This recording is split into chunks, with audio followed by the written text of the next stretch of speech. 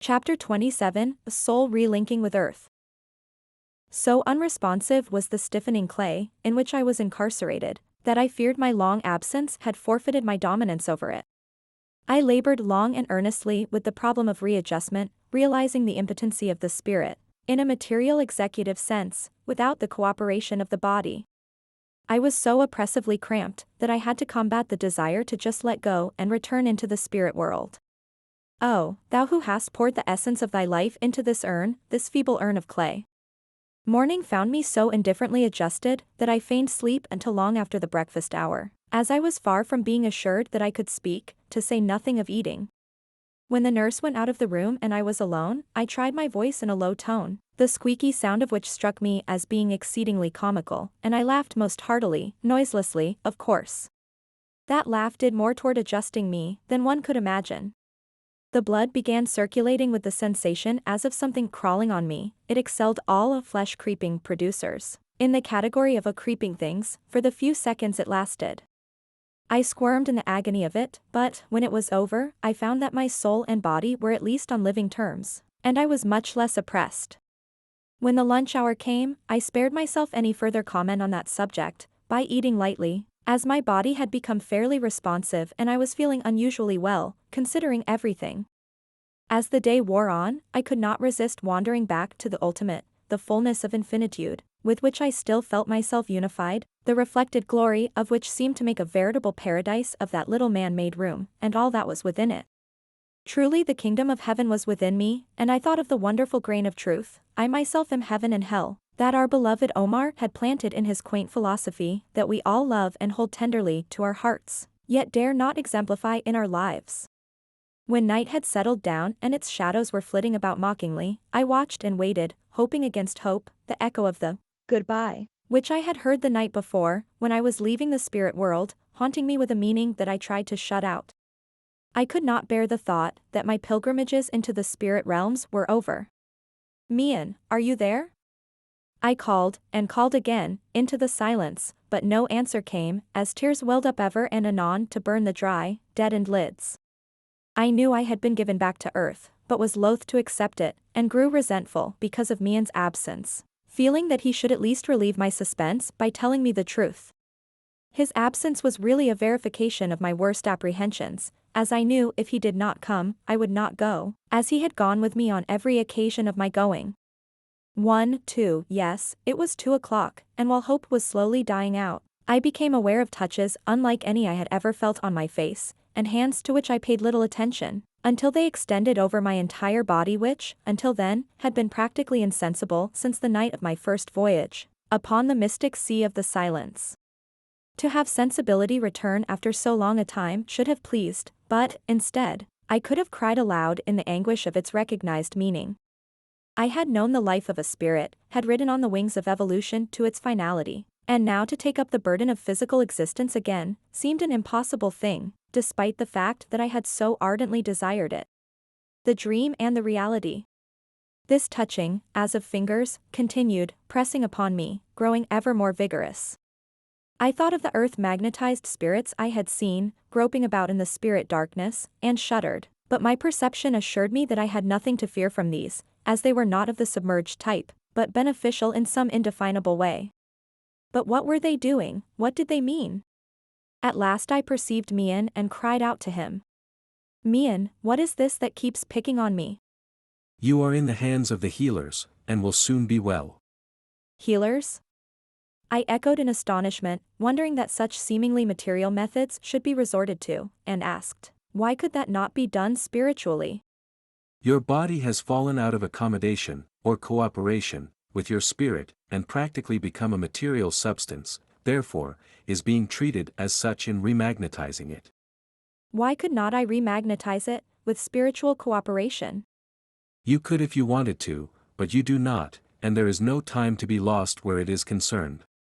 These manipulations will persist, until you turn your mind to the restoration of your body, which is, for the present, your home.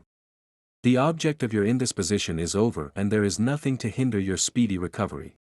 Am I never to come out again? I wailed despairingly.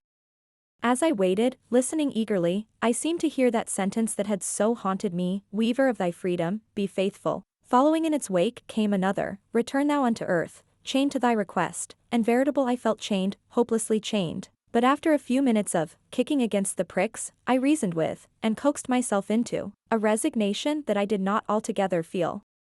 I reasoned that I had been given what I most ardently desired, and should be rejoicing instead of complaining, wondering at my own inconsistency. Thus, began their linking of a soul with a body, from which it had been released, in the pursuit of the brand of knowledge that St. Mark doubtless meant, when he said, "There is nothing hid, that shall not be manifested." As the days went on, the healers worked with admirable persistence, and I could feel myself growing stronger and stronger, until I could recognize my body as a part of myself, just as it had been before the separation came, even as you and I, just as any of us feel, for which I was sometimes glad, sometimes sorrowful, for it was not easy to tear oneself away from the lure of the other side, so beautifully different. Yet the spirit world has its obligations and lessons, just as the earth life, and we can never get so far, nor become so highly evolved that we do not recognize the earth life as the greatest opportunity of the soul, and should use it accordingly, instead of abusing it, as we too often do. Earth naturally exacts its obligations, its toll, just as any plane does. At the same time, we must consider its beautiful gifts, privileges and opportunities, all ours for the taking. It gives of itself a body in which to clothe our spirit, which body it maintains by the products of its industry. By the strong arm of its gravitation, it holds us in safety to itself. We use its gifts of clay to do our bidding, and according to such servitude, our spirits progress and grow in strength, usefulness and helpfulness, and, finally, when it has served our purposes, we give it back without even a feeling of thankfulness, or realization of the wonderful opportunities it has afforded our spirits. Even where the spirit becomes the servant, and the clay the master, earth is not to blame, but rather, the weakness of the spirit to be pitied. When earth life is lived in accordance with the laws and privileges governing it, other phases of life follow automatically and with as little friction as day follows night. To strengthen us, to force us into the mastery, earth permits us to burn in the cauldrons of her temptations, to fall over her precipices, always recognizing. Great souls must burn in sorrow's furnace heat, ere fully fitted life's great work to meet. Earth life is one of the strongest links in the great cooperative chain of evolution, and in the light of geological teachings, and surmises, etc., who can say that our dear old Mother Earth is not, herself, some great soul plowing the heavy sea of evolution toward, what? So rapid was my improvement that, within a few days I went, accompanied by my fiancé and the nurse, for a drive on the beach. How vividly I recall every incident, some way it stands out alone, different from all other outings. I was lifted down the stairs and into the yard, where the sunshine touched me for the first time in many long weeks. Its heat was consuming. I went slowly, leaning heavily, my limbs, so long unaccustomed to duty, threatening to collapse at every step. When I sat down in the car, it was like falling through space and ending in a crumpled heap, so completely did relaxation follow the exertion. How strange everything seemed, as we went speeding out over the city. Houses, conveyances, and people seemed so unreal, that I realized I had been living in the spirit so long, that the physical had become the unreal and the spirit the real. I could see the spirits more plainly than I could the human beings. As my acquaintances expressed their pleasure at my convalescence, and chatted of the commonplaces, their voices grated on me, so unreal and harsh compared with the soft vibrating voices of the space world, which are as soft as the silence and as caressing as love. Gradually this sense of unreality passed away. When we reached the boulevard on the seawall level, high above the sea, I looked out over the broad expanse, where the gold of the setting sun kissed the blue of the sea. My old love for the sea welled up anew in my heart, as I thought that all the beauty was not reserved for the worlds beyond ours. Watching the smoke of an outgoing steamer, far out beyond the bar, and another plowing heavily, coming in, I was struck with the realization that, on Earth, just as on other planes, life is very much a matter of coming and going, not so different after all. This drive, having no untoward results, paved the way for a duplication every afternoon, and a very long one on Sunday, to the very end of the island. After our return, I could not disguise from myself that I was very tired, which being patent to everyone, was accepted as a natural consequence of the unusual exertion. There was one sentence that struck me forcibly, yet without any special meaning or conviction, but I have recalled it often since. Just as we drove upon the sea wall, facing the sea, a voice cried out, Look into the face of the sun, and you look into the face of God. It was not, however, until I was alone, that I realized how very tired I was and lay down without removing my clothes. Instead of resting, there came upon me the perversity of unrest, rendering relaxation impossible, as I tossed and sighed in the distress of it. Then Mian stood beside me and I implored him.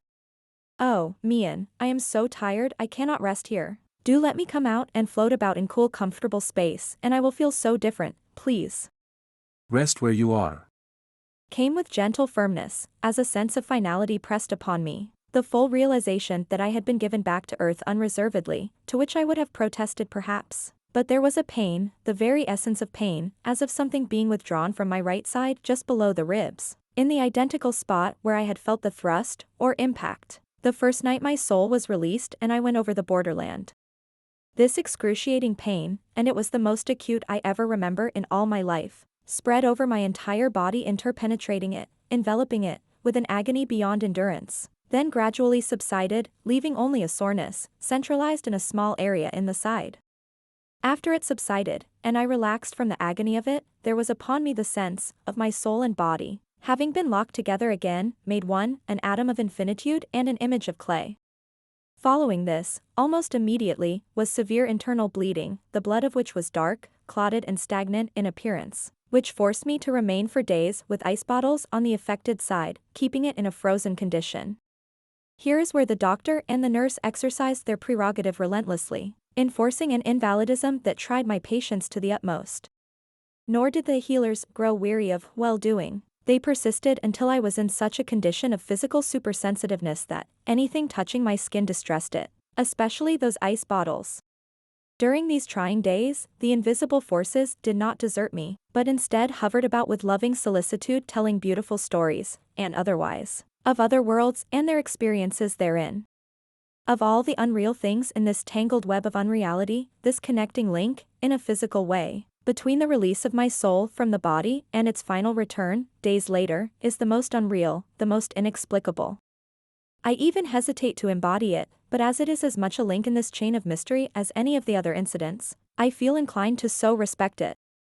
Then came a day, a beautiful summer's day, when I pulled myself away from the shadows of other worlds and took my place in the world of human affairs, where I had left off more than 2 months before, a consciously reincarnated being, the same and yet how different. Chapter 28, As the Todays Became Yesterdays. As people congratulated me on my return from the Valley of the Shadow, I wondered what they would think, if they knew just how far beyond the valley I had penetrated, and at times smiled bitterly, as I realized with what incredulity such a statement would be received. This, however, did not alter my resolve to write, and I began to wonder just how much had already been written on the subject and what information was available. This I determined to ascertain, and avail myself of the reading thereof, feeling that if someone else had written frankly on such a subject, it might lessen the full burden of criticism that I felt would descend on me, for daring to stray so far from the acaf paths, made by the few minds who belled themselves for the herd to follow. Mian silenced all further conjecture by interrupting emphatically. Read no line on this subject until you have written, then you will be free to read as you will. Why? I asked in surprise, wondering what difference it could make, feeling assured that it could in no way affect me. Writings are always clothed in the personality of the writer, and errors of personality often unconsciously intrude themselves upon truth. The truths that have been given to you will tax your personality to the very utmost, without seeking the errors of others that are already clad. While I resented this, in a way, I have abided by it conscientiously and refrained from taking up any phase of the subject. Otherwise, possibly I would never have written as I have taking, as it were, a naked truth and clothing it in words that fit in some places and misfit glaringly in others. However, the clothing of the ethereal in material form is rather a delicate process, the superlativeness of which only experience can demonstrate, as the ethereal must come down to the material cannot be lifted up to it. As I grew stronger, the invisible forces did not withdraw their interest, but watched over me even more eagerly. permitting me to feel the pleasure of their solicitude, which did much to promote the restoration of my health and, by the end of August, I was practically well, despite a peculiar all-over weakness, which spirit communication imposed upon me at times. Then my fiancé became my husband, and the great wedding that was to have been, was conspicuous by its simplicity. A traveling dress of champagne-colored messaline made rather a pretty substitute for the magnificent, pearl-bedecked creation that had so injected itself into that weird drama of the shadows. I was physically unequal to the Oriental tour we had planned, and after remaining in New Orleans a few days, stress of business called my husband back to Galveston, where we remained only a short time, before launching our ship of business in other waters, where the tides of more than 2 years have ebbed and flowed, with my resolution to riding on the uncertain wave of, someday, with the sunshine of love blinding me, to the universal law of duty. Yes, I will write it all someday, I would assure my accusing conscience, that a still small voice within, while I gloried and drank deep, at the court of procrastination, wearing the crown of love, studded with jewels of contentment, while the days, with their wonderful opportunities, passed unheeded into the file of yesterdays. As I grew stronger, I half feared my ability to communicate with the world invisible would abate accordingly, but that rare privilege is still mine, and my health was never so splendid in all my life. However, it is a prerogative I rarely exercise, but that it is mine to use when I elect, lends a significance to life that nothing can take away and nothing else can give. Be that as it may, on the whole, that experience is one I would not care to duplicate, nor obliterate, as, during those days, I lived consciously and intelligently in 2 worlds, as much in one as in the other, in neither and yet in both, drinking to the dregs the cup of agony as well as joy. It was at night, when all the world was sleeping and, silence, that dreadful bell, was ringing somberly, that Mian and the great spirits would come and chide me with their mute reproaches.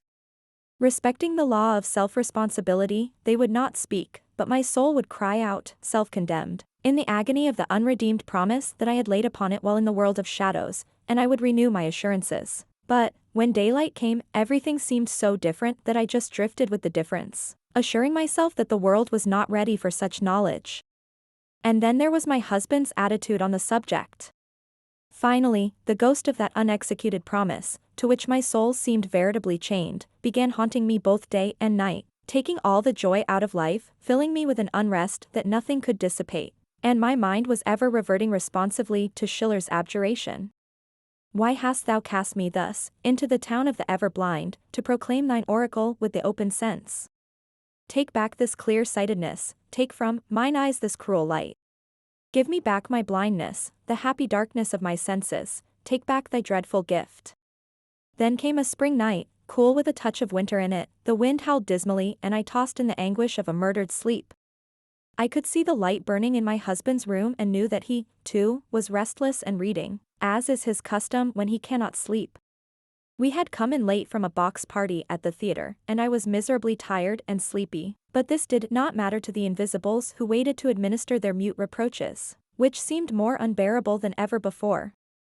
I tried to shut them out with the same old promises, which they heeded not but just waited in the stillness of the night as I lay in the torture of sleepless self-condemnation. Then from afar came soft strains of the choir invisible, and upon me was the awareness of little electric shocks. How well I remember them.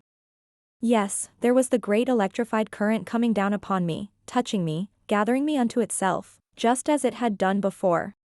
The horror seized me that it was death that had come, that I had forfeited the opportunity so ardently sought, and my soul was crying out with the renewal of the promise it meant to redeem regardless of all things, everything. No spirit word was spoken, no sound broke the awesome stillness. I could feel myself clasped within the vibrations of the great electrified current, moving upward, going up bodily just as I had once before. I could feel the covers slipping away as they fell back on the bed, hear the bells of my little dog's collar jingle as he hurried about excitedly, a benumbing cold permeating everything. I was vibrating slowly upward, up, up. One hand was resting on my breast, the other hanging limply down, eyes closed, and a hopeless resignation pressing heavily upon me. Then came a pause, and I apprehensively opened my eyes to behold a wondrous change. I was staring into a white canvas-like mist, fringed by a nebulosity in which variegated colors played, the blue of electricity predominating. As in a moving picture, I saw myself on the train with me and beside me, just as on that May morning which seemed so long ago. Following this was a panorama of every incident in the weird, shadowy drama, in which fate had sent me far, wandering into the realm whose door is death. As I viewed it thus condensed, I realized, more forcibly than ever, the intricately intimate relationship of the realms, visible and invisible, each a continuation of the other, each interpenetrating and all interpenetrated by that great electrified current, making one stupendous whole. When the wonderful moving scene, which so enthralled me, came to the relinking of the soul with earth, I could feel myself being lowered, vibrating downward. My eyes fastened on the slowly fading scene until the clouds broke into rolling confusion and there came into the shadowy mist, in letters of gold, these words. "'Twas not given for you alone. Pass it on. Pass it on."